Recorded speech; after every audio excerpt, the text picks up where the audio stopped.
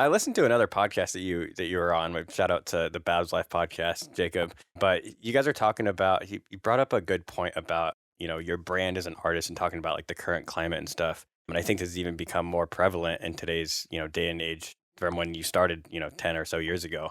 But picturing your artist brand not just as, okay, I produce music and I want to tour on this, but also thinking about it from a business standpoint of treating it almost your brand is like your own shop, right? You have different product mix and stuff like that. And I thought in that interview you did a great job of breaking that down. Can you go into depth a little bit about how like your brain works when it comes to that kind of stuff? Yeah. So like the thing is like I'd say branding is like the literal number one thing you should be concerned about, like from at least like a business side.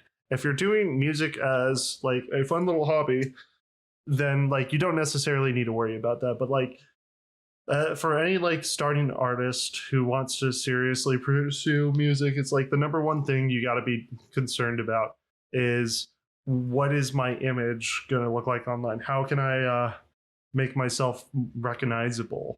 And it's like you could just literally, like, for example, a lot of DJs in general just dye their hair. And you may be saying it's like, oh, well, you're not that recognizable if everyone dyes their hair. But the thing is, most people don't dye their hair. Like, let's say you dye it fucking green. I don't care.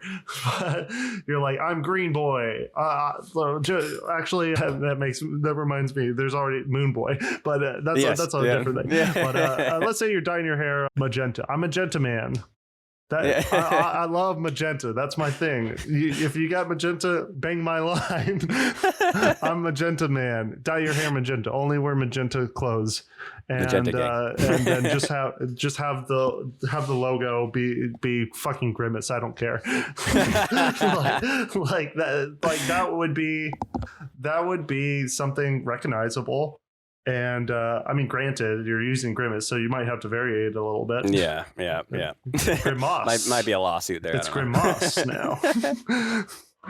But so yeah, it's like you have a recognizable like personal image, you have a recognizable brand image, and like a consistent attribute. Some people will do something as simple as like always, like whenever they comment, they'll like put an emoji that's similar to whatever their brand, something like that. Have you seen It's Pizza Time guy? Yes. Dude, yeah, prime example of that. Like, yeah, always it's Pizza Guy time. Decided to make dubstep. He's gonna be great for branding.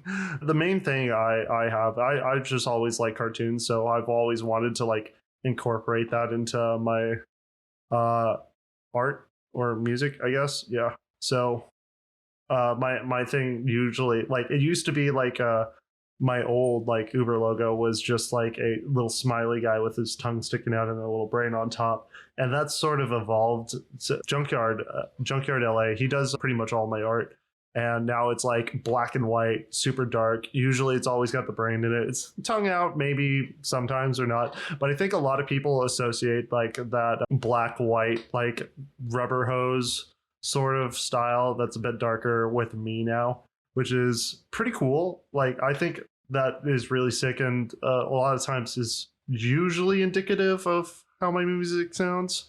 If I had to fucking spam one thing, it would probably be like the brain emoji. That just reminds me, I'm like, because the next step is like, once you have all that, you can do merch. And like, I haven't done merch in fucking like 4 years or something like that. Gotta do it, man. It's really expensive.